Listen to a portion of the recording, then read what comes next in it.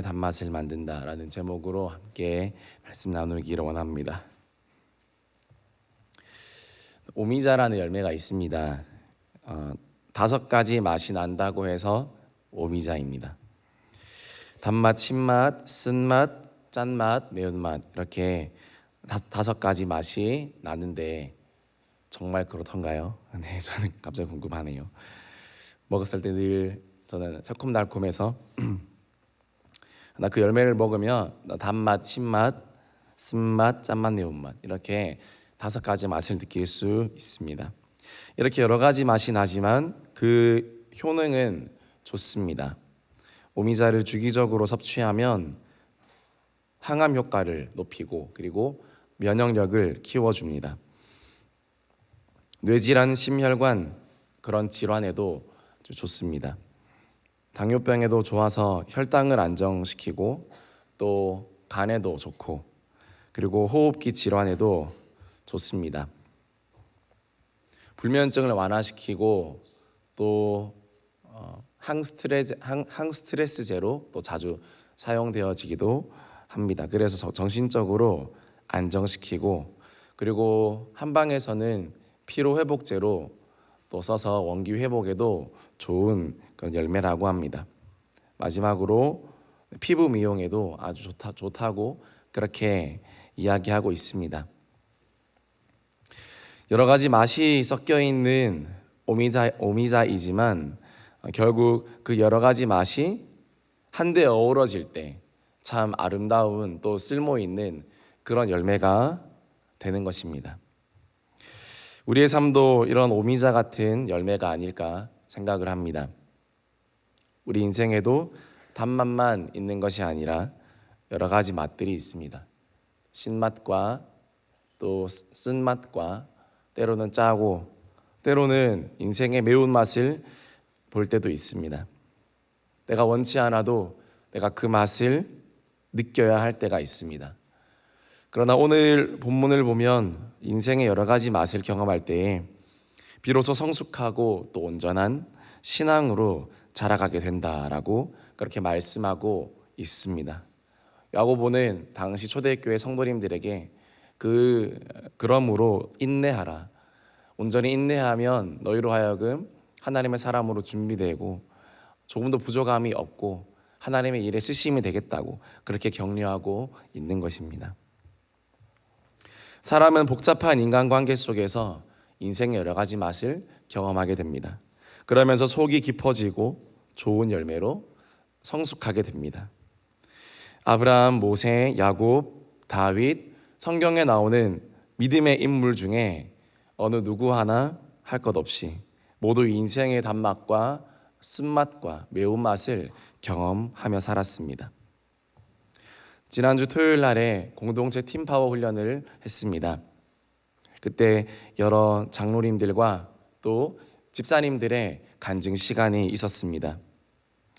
지금은 정말 믿음의 모델로 또 누구나 교회 안에서 흠모할 만한 본받고 싶을 만한 그런 믿음의 모델로 우뚝 서 계시지만 그분들의 인생이 여기까지 오는 동안에 인생의 단맛만을 경험한 것이 아니었습니다. 오히려 그들의 인생 가운데 인생의 매운맛과 인생의 쓴맛을 더 많이 경험하셨구나. 그러나 그럼으로 인해서 더 속 깊고 또 원숙한 열매를 맺어 가셨구나 느끼게 되었습니다. 간증을 듣는 동안 많은 훈련생들에게도 오히려 그런 부분에서 은혜를 받고 도전을 받고 위로를 받고 내 문제가 산만큼이라 생각했는데 앞에 여러 집사님들의 간증을 듣고 또 장로님들의 간증을 듣다 보니 또 앞선자들의 간증을 듣다 보니까 내가 고민하고 있는 문제, 내가 겪고 있는 어려움들이 생각보다 특별하거나 큰 것이 아니었구나.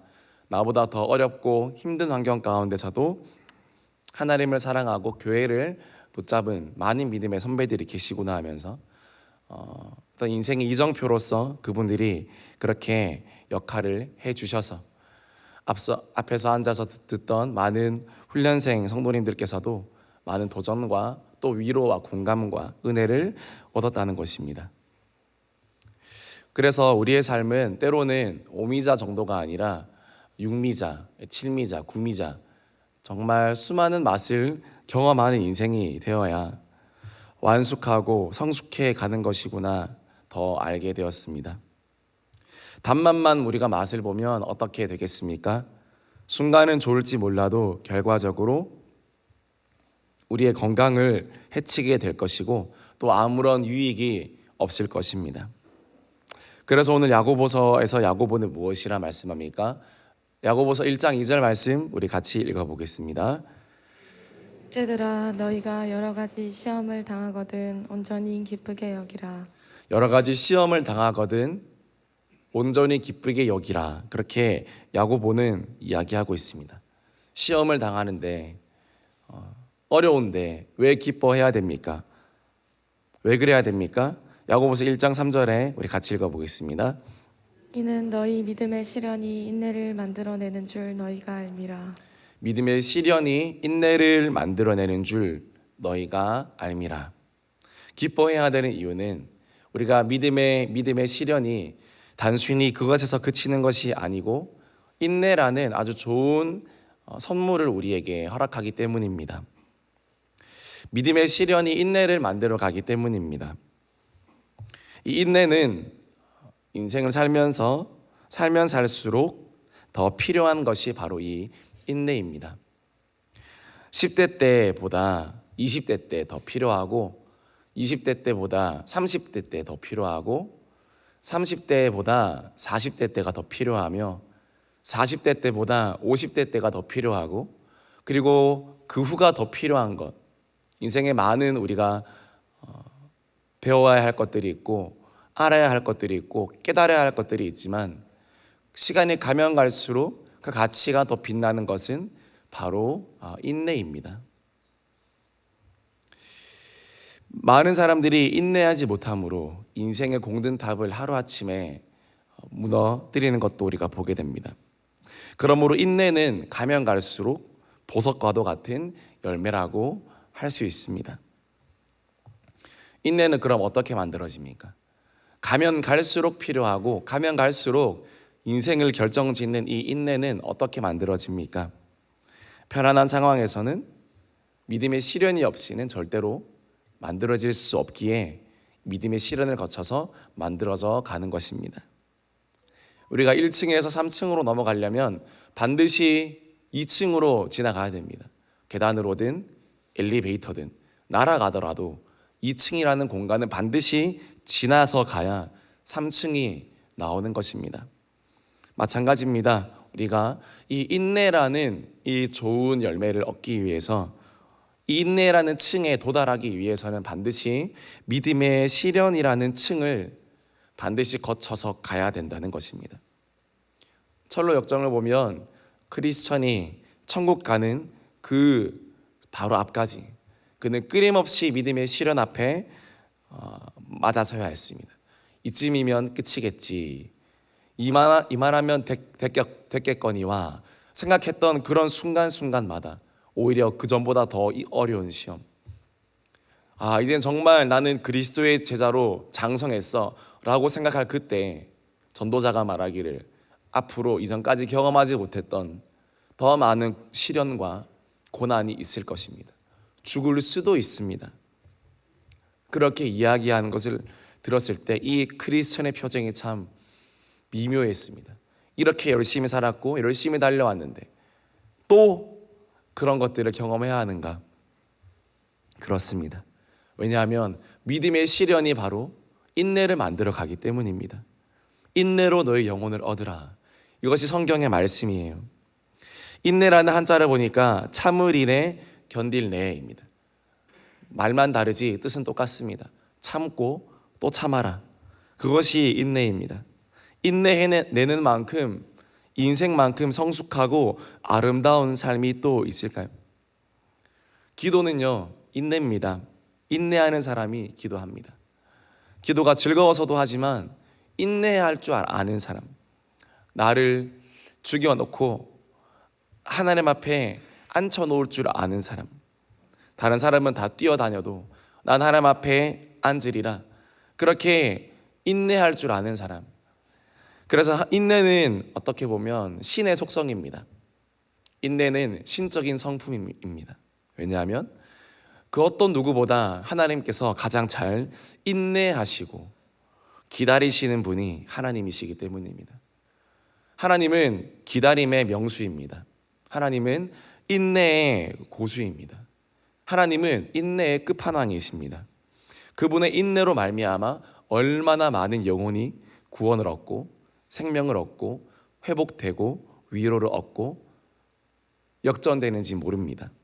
인내는 신적인 성품이기에 하나님의 놀라운 성품이기에 우리에게도 반드시 그 인내가 필요하다는 것입니다.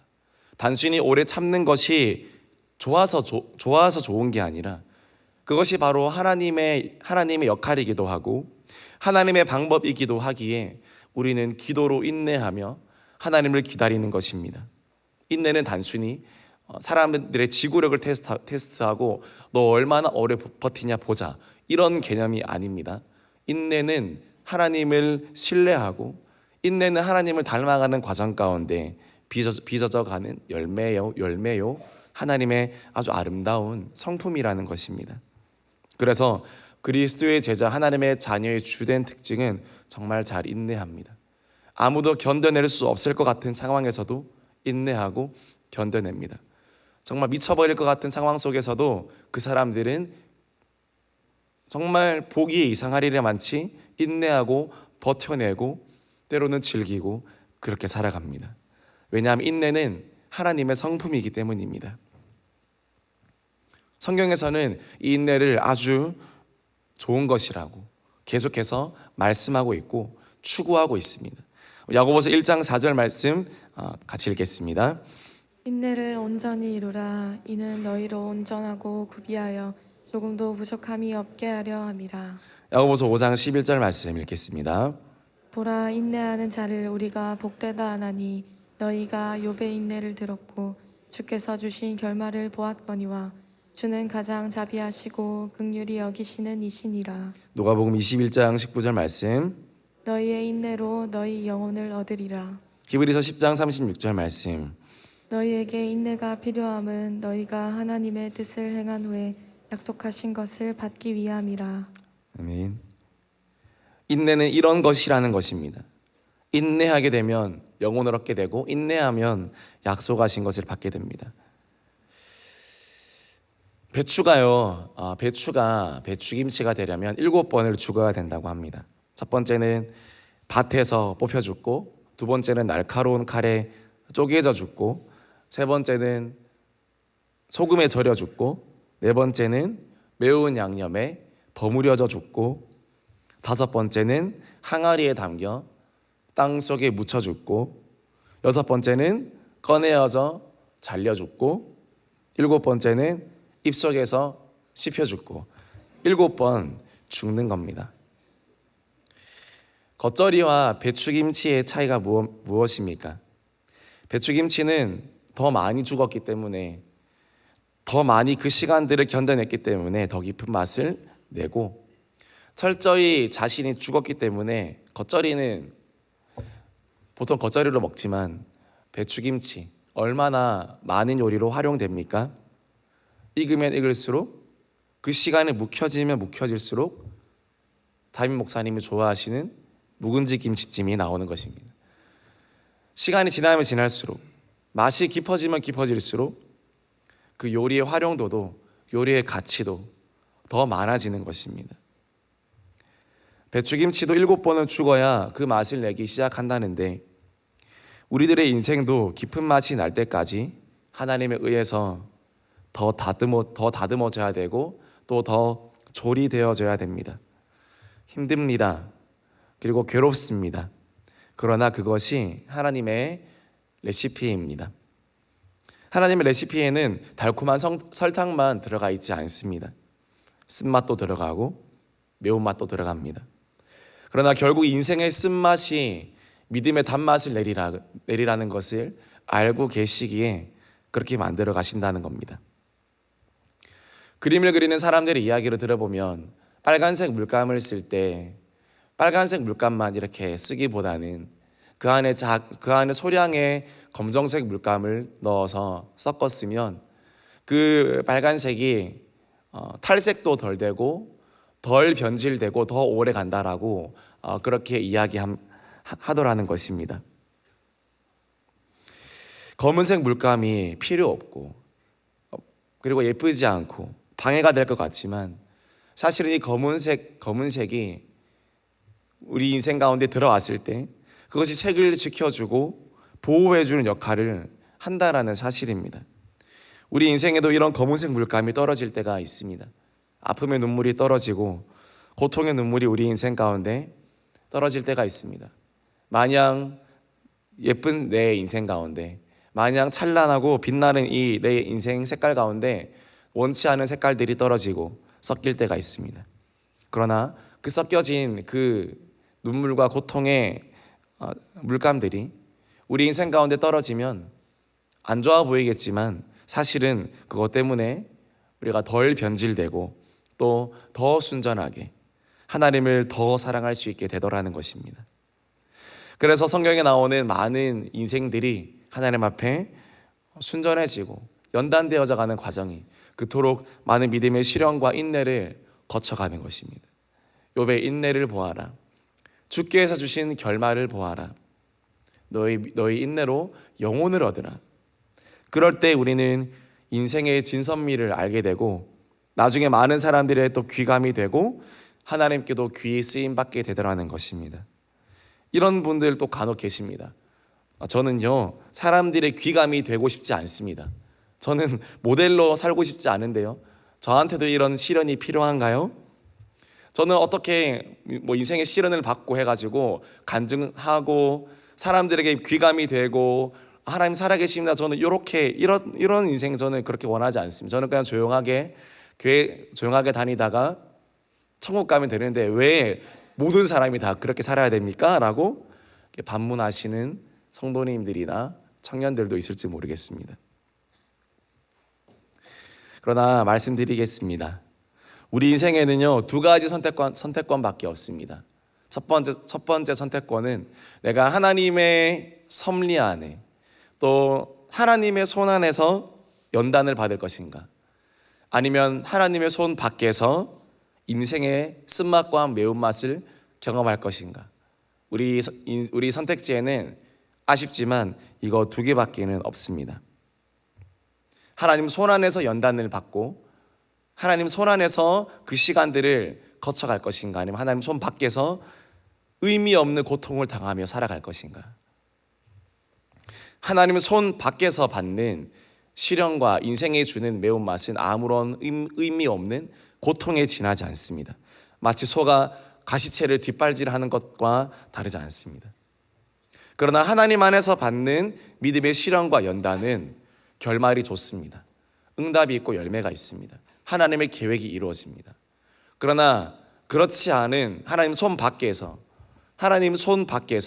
벌어진 일들은 다 내가 책임져야 되고 그 열매도 다 쓰게 될 뿐만 아니라 그 시련과 고통으로 인생이 피폐해지고 영혼이 망한다라는 사실입니다.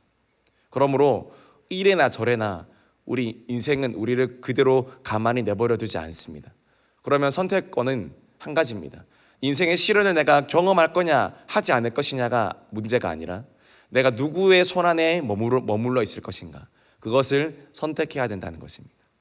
여러분은 하나님의 손 안에 계시겠습니까? 아니면 하나님의 손 밖에서 인생의 모든 풍파를 혼자 감당하고 의미 없는 고통에 지나지 않는 삶을 살아내시겠습니까? 그래서 다윗은 이렇게 고백합니다. 우리가 여호와의 손에 빠지고 내가 사람의 손에 빠지지 아니하기를 원하노라. 열왕기하 24장 14절 말씀 띄워주세요. 우리가 여호와의 손에 빠지고 내가 사람의 손에 빠지지 아니하기를 원하노라. 사람의 손이 아니라 여호와의 손에 내가 빠진 인생, 기쁘나 좋으나 하나님의 손 안에 내가 빠져 있겠다. 하나님의 섭리 가운데 내가 살아가겠다. 하나님의 질서 가운데, 하나님의 통치함 가운데 나의 인생을 내가 내어놓겠다. 때로는 잔잔한 파도가 밀려오고 때로는 지체만한 태풍이 몰려와도 여호와의 손 안에 머물러 있겠다. 이것이 다윗의 지혜로운 신앙의 결단이었습니다. 나는 지금 누구의 손 안에 있습니까? 하나님의 손 안에 있습니까? 그러면 그래도 괜찮습니다.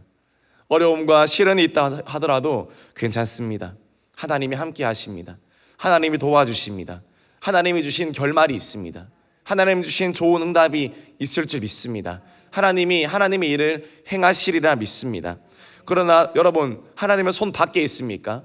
여러분 인생을 마음대로 살다가 마음대로 오는 막무가내 고통으로 괴로워하고 있습니까? 아무도 죄송하지만 책임져 드릴 수 없습니다. 그거는 그냥 내가 먹고 내가 혼자 울어야 하는 일입니다. 여러분 선택하셔야 돼요. 그래서 하나님의 손 안에서 내가 인내하리라. 우리 이 믿음 가지고 주님께 나아가야 됩니다. 야고보서 1장 4절 마지막으로 같이 읽겠습니다. 인내를 온전히 이루라. 이는 너희로 온전하고 구비하여 조금도 부족함이 없게 하려 함이라. 인내를 온전히 이루라. 이것이 성경의 말씀입니다. 이는 너희로 온전하고 구비하여서 조금도 부족함이 없게. 이것이 하나님 아버지의 마음입니다. 자녀에게 가장 좋은 이 선물을 줌으로써 천국에서 뿐만 아니라 이 땅에서도 부족함 없는 인생과 더 가면 갈수록 잘 되는 인생으로, 가면 갈수록 천국 같은 인생으로 만들어 주시기 위하여 때로는 오늘 우리에게 고난과 시련과 아픈 눈물을 주시고, 그러므로 인내를 우리에게 가르치신다는 사실입니다. 우리 신앙생활에 지름길이나 속성 코스가 있으면 좋겠지만 그러지 않기에 이 시간들을 예외 없이 겪어간다는 것입니다. 그러나 땀 흘린 뒤에 기쁨이 있고 눈물의 기도 뒤에 응답이 있고 십자가 뒤에 영광이 오게 되는 것처럼 오늘의 인내를 온전히 이루면 우리 영혼을 얻게 되고 하나님의 놀라운 축복과 응답을 얻어내게 될 줄 믿습니다. 우리 여기 계신 모든 성도님들께서 주님 주신 시간들을 온전히 기도로 묵혀내어 하나님 앞에 인내로 살아내어서 좋은 열매를 얻게 되고 좋은 성적표 받으시는 우리 모든 성도님 되시기를 주님의 이름으로 축복합니다. 같이 기도하겠습니다.